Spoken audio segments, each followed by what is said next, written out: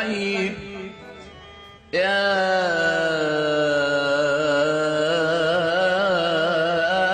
سيد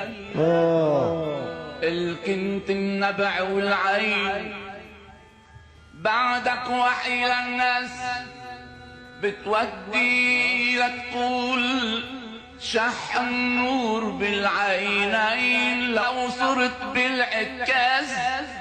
متأدي بعد النظر عزيني يسأل وين